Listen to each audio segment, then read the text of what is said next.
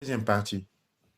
Je peux juger la question, c'était J'essaie de comprendre si la glande pinéale était nécessaire pour voir d'autres réalités, par exemple. euh, si on avait l'habilité, l'énergie, les autres mondes, c'est les mondes du corps éthérique, les corps de lumière. La Mhm. lumière, elle est partout. Les particules de lumière est partout. Et donc, nous sommes partis en tant que corps de lumière. Avec les corps de lumière, dans le monde de éthérique, le monde de la lumière, je ne vais pas à la poste. C'est la poste qui vient vers moi. Mhm. OK?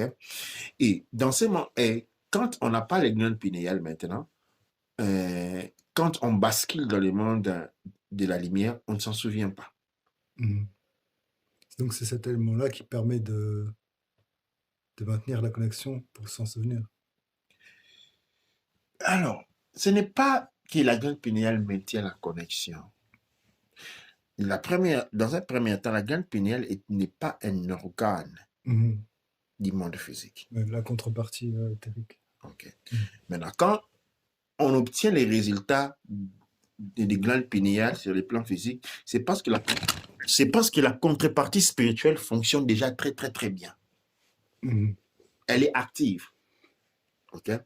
Et c'est là que se trouve le point. Elle est active, elle fonctionne. Et donc, sur les plans physiques, c'est de là que nous devons sortir. Mhm. La conception de nous en tant qu'être physique. Nous sommes complètement calés dans la vie physique. C'est ça le problème. Mhm. Mais comme on est on ne connaît que ça, en fait, c'est pour ça on a tendance à chercher les outils dans le monde physique. Dis, comme je dis, comme j'ai posé la question, ok, on débloque la glande pinéale. Et puis, qu'est-ce qui se passe? C'est l'inconnu. Ah oui, tu ne peux pas. Et petit, dessiner ce que tu ne peux pas concevoir. Mhm. Si tu ne peux pas dessiner ce que tu ne peux pas concevoir, c'est-à-dire tu n'as pas image de ce que tu ne peux pas concevoir et tu ne peux pas les faire, tu ne peux pas l'avoir. Mhm. Et donc, du moment où on n'a aucune idée du monde ou de ce qu'on serait en mesure de faire avec le gain pénéal, on n'obtient rien. On la débloque et puis qu'est-ce qui se fait? Mhm. On développe des super pouvoirs? Non. Quand on débloque la glande pinéale, c'est parce qu'on a développé la conscience du monde éthérique, la conscience du monde de lumière. C'est cela qu'il faut travailler. Et comment développer cette conscience? Tu l'as toujours en toi. Tu l'as toujours en toi. C'est maintenant, c'est seulement qu'on est déséquilibré, penché sur la vie physique. Mhm. On pense que tout dépend de la vie physique. On est convaincu, tout autour de nous nous pousse à, à penser, à agir de cette manière, parce que c'est la nature de la prison. Mhm. Mais je vais indiquer une voie. Commence d'abord par donner beaucoup d'importance à tes rêves. Mhm. Ne les prends plus comme des simples activités qui doivent donner... C'est quoi l'attitude d'aujourd'hui? Dès que l'on rêve, on veut comprendre l'importance de ces rêves pour la vie physique. Mhm. On diminue la vie onirique, des expériences de vie onirique à des simples compléments pour la vie physique. Et ça, c'est une erreur. Mhm. Ce sont des mondes en soi. Pose-toi la question inverse. Qu'est-ce que tu es en train de faire dans ces mondes qui peut influencer le monde onirique? Ou quelle est la signification de ce qu'on est en train de dire maintenant pour un rêve dans un autre monde? Mhm. C'est à ces points-là. Nous avons été habillés à être petits. Et on nous a concentrés sur la partie la plus petite de nous, Mhm. négligeant les dimensions des autres parties. Le monde onirique est un monde à soi, c'est une existence sur un autre plan. Mhm. Maintenant, entraînons-nous à les considérer ainsi. Quand nous avons ce qu'on appelle notre imagination, Mhm. quand nous nous voyons nous-mêmes, ça c'est notre corps de lumière. Regarde-toi. Tu ne te vois jamais mentalement quand tu es fâché, c'est difficile. Mhm. Tu te vois toujours mentalement quand tu es joyeux. Essaye de faire quand tu es fâché, essaye de te souvenir. Non. Mhm. C'est quand tu souris, quand tu essaies de te souvenir de toi-même, la première chose qui se fait, c'est sourire. Ça devient automatique. Mhm. Ça, c'est l'être de lumière. Il n'est pas invisible. Nous la connaissons, mais nous ne savons pas comment l'identifier. On trouve des procédés, on va trouver les gris-gris. Il est toujours là. Et tu la vois toujours. Mais seulement, on est trop basé sur la vie physique. La vie physique est la dernière partie. C'est pas ce qui est le plus important. Il y a c'est ce qui a, il a son utilité, mais elle n'est pas essentielle. Nous devons maintenant concevoir notre vie en tant qu'esprit. Essaye pour quelques instants de penser à ta vie en tant qu'esprit. Qu'est-ce que tu fais? Émotionnellement, comment cela te fait sentir? De penser à toi comme un esprit, comme un être de lumière. Quand je dis pense à toi comme un être de lumière, quelle est la sensation, quelle est l'émotion qui vient en toi? C'est quelque chose, comment dire, c'est une émotion positive dans le sens où c'est comme si on récupère enfin pas un pouvoir, mais une liberté. Ah, tu as ton premier instrument. Tu as obtenu ton premier instrument et travaille sur ça. Travaille sur ça, pioche avec ça. Et il va te donner des résultats vrais. Parce que ici, parce qu'aujourd'hui, tout ce que l'on fait, ça c'est une erreur que l'on commet généralement. On reconduit toujours tout sur la vie. C'est comme quelqu'un qui vient en prison, qui veut vendre sa maison en cité, dans la ville, pour qu'on aménage sa prison. Comme mettre des photos, tout ça, mais ça ne sera qu'une prison. La vie de l'existence physique, il existe une existence physique, pas celle que nous sommes là maintenant. C'est lui de l'alimenter le monde de l'esprit. Or, nous drainons le monde de l'esprit pour plonger cette énergie dans le monde physique, où elle va se transformer en poussière. Pendant que nous devrions faire le contraire. Les expériences que nous avons sur le plan physique doivent servir. C'est un corpus énergétique qui doit être transformé à la vie intérieure.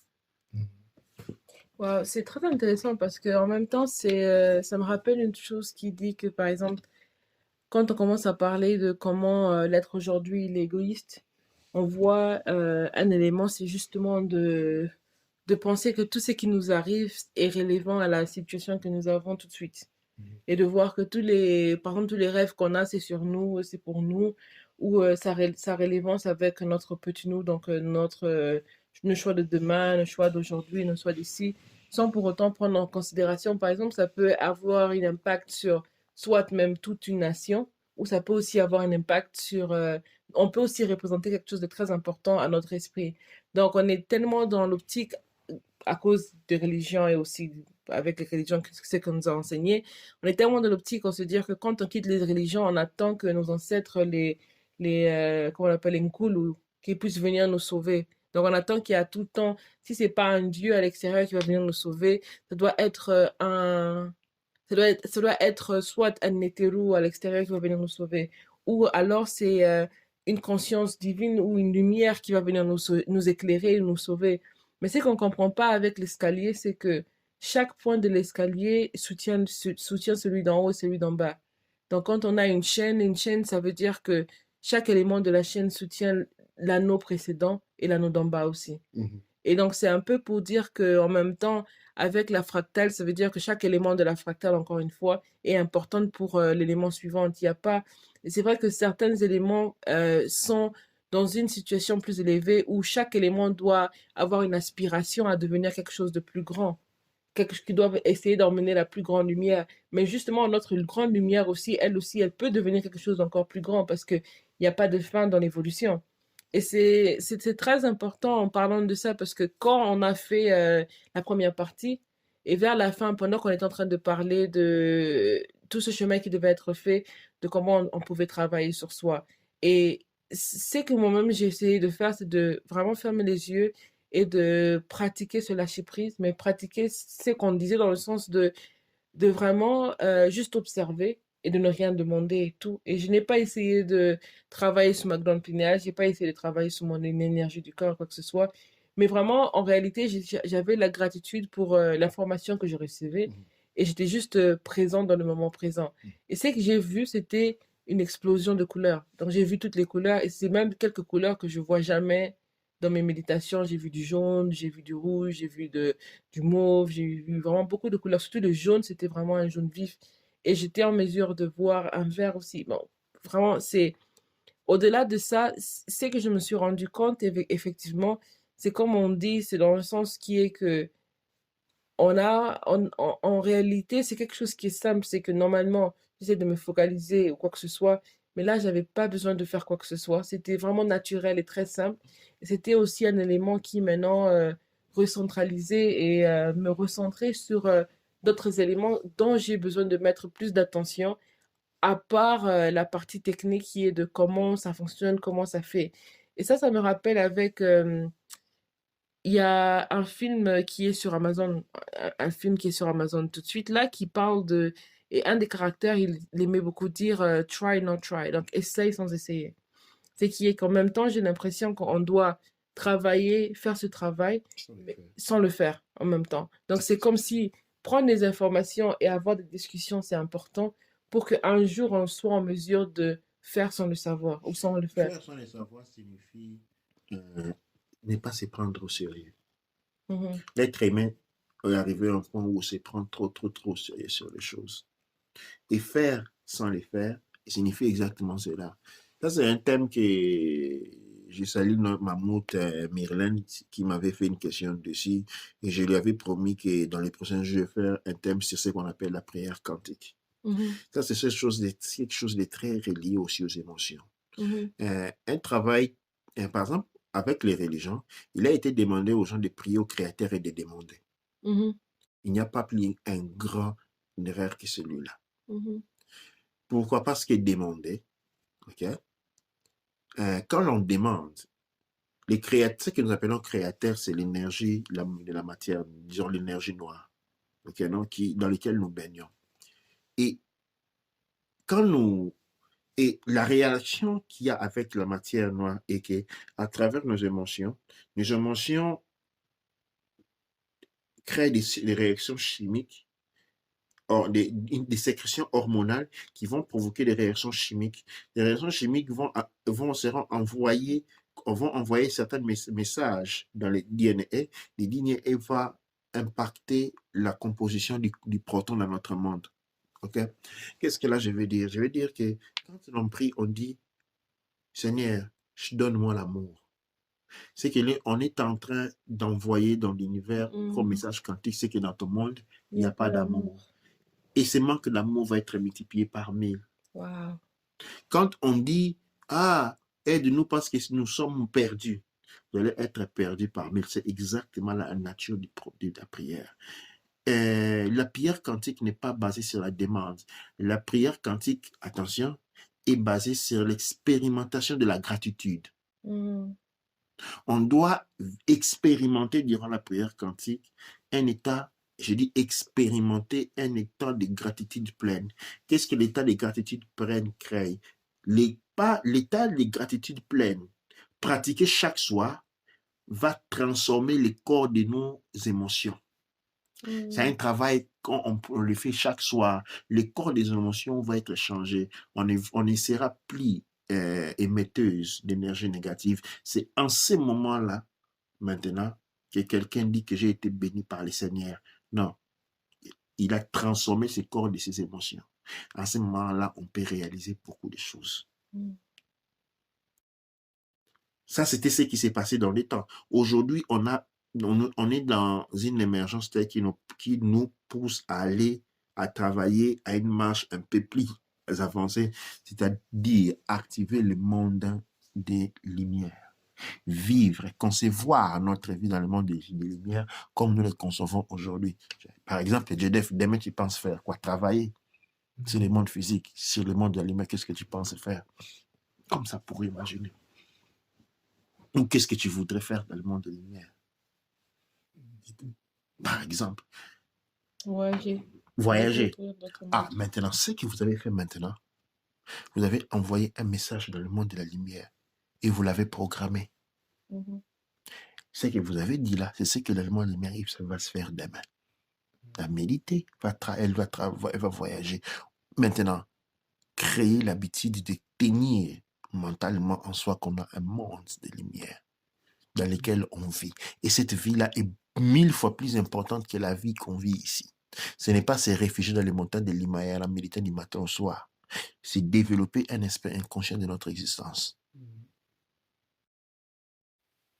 C'est dans ces points-là maintenant que nous découvrons la liberté, la vraie liberté. La liberté, c'est être libre. La liberté, c'est la base de la connaissance. On ne peut être libre que lorsqu'on est connecté parce qu'on devient conscient de l'interconnexion. La conscience de l'interconnexion est une conscience qui nous libère du poids de l'ignorance, ce qui pèse sur les épaules.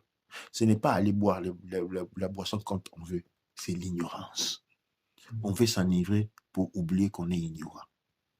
On veut se droguer pour oublier qu'on est ignorant. On veut danser et chanter à gorge déployée parce qu'on veut oublier d'être ignorant. Ce n'est pas d'être malheureux. C'est tout simplement d'être ignorant. Dua Nature. Dua Nature, Dua Amondra, Dua Neb Ercher. Nous allons nous arrêter aujourd'hui pour ces des émissions très instructives.